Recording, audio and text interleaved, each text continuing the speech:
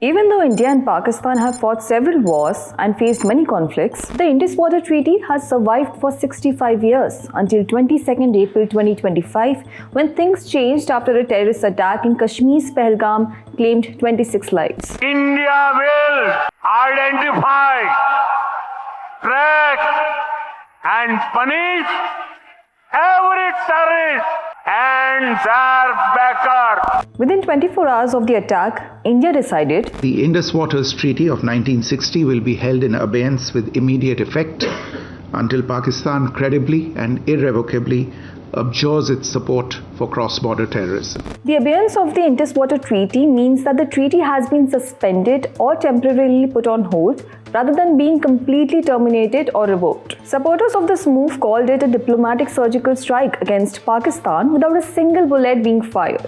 Now, what is the Indus Water Treaty? It's a water sharing agreement signed by India and Pakistan on 19 September 1960 and brokered by the World Bank, which gave India rights over the eastern rivers Satluj, Beas and Ravi, while Pakistan received the waters of the western rivers Indus, Jhelum and Chenab. Now if you look at this map, the Indus River begins in Tibet. It enters India through the Ladakh region, flows mainly through Jammu and Kashmir, and then enters Pakistan. In Pakistan, it passes through the provinces of Punjab, a major agricultural region. In Punjab, it is joined by its main tributaries that flow from India, Jhelum, Chenab, Ravi and Satluj. The Beas River, however, merges with the Satluj in India before the Satluj enters Pakistan.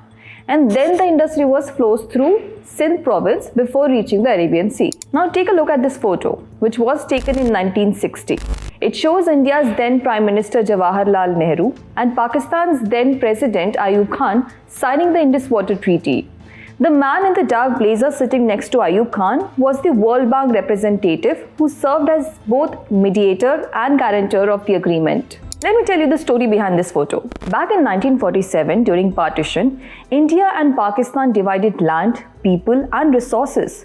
But the rivers could not be divided as easily. Since the Indus River and its tributaries flowed from India to Pakistan, India had the power to control how much water flowed into Pakistan. On the other hand, Pakistan agriculture, drinking water and energy production heavily depend on the consistent flow of these waters. Since the Kashmir conflict, which led to the First Indo-Pakistan War, deepened mistrust between the two nations, Pakistan feared that India could potentially stop the water flow, affecting its economy and livelihoods. So in December 1947, the two countries signed a temporary deal called the Standstill Agreement, which allowed the continued flow of water from India to Pakistan until they had a proper plan for sharing the rivers. When the agreement expired in April 1948, India stopped the flow of water by instructing its engineers to shut off supplies to West Pakistan via the Upper Bari Doab Canal and the Dipalpur Canal. These canals carried water from Indian territory into Pakistan's farming areas in West Punjab.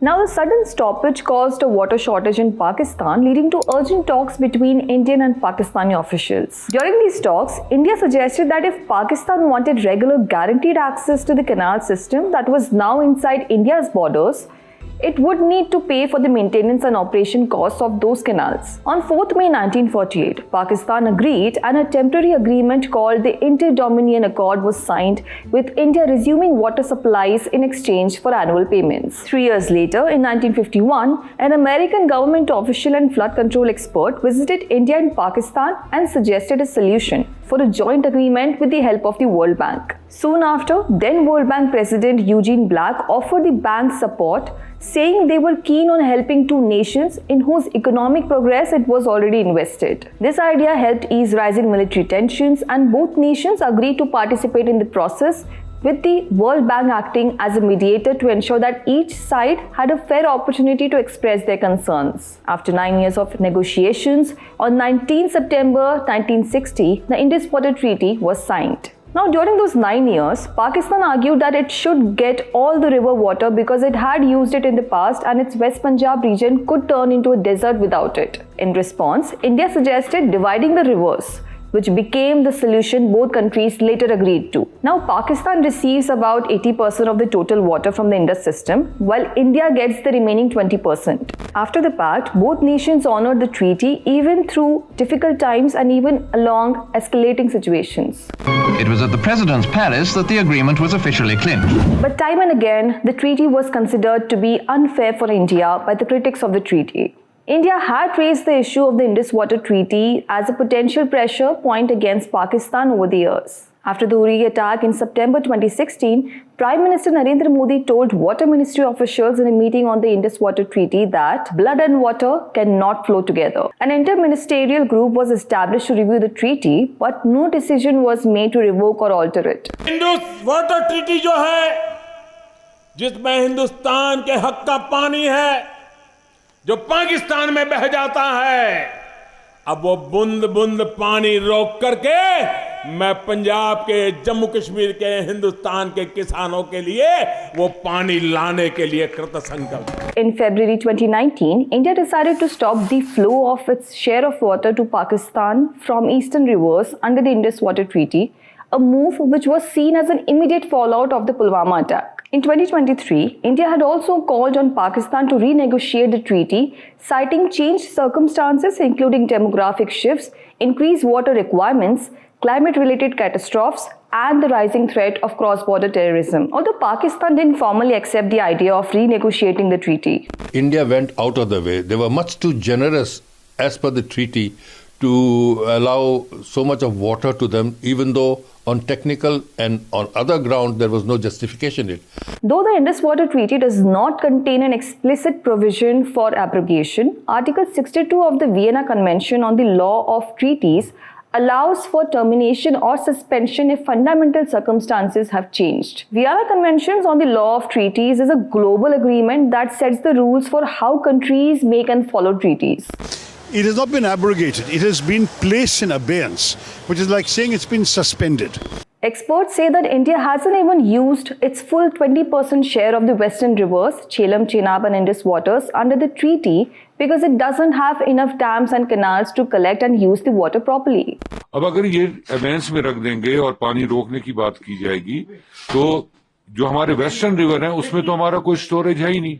वो अभी ऐसा कोई हमारे पास infrastructure ही नहीं है. Strategic affairs expert Sushant Sareen said, "We cannot immediately divert or store water from the three western rivers, but we can build our dams currently under construction without Pakistani obstruction and ensure we can impound waters when they are most needed by Pakistan. Plus, we can start building more reservoirs and other structures to divert water.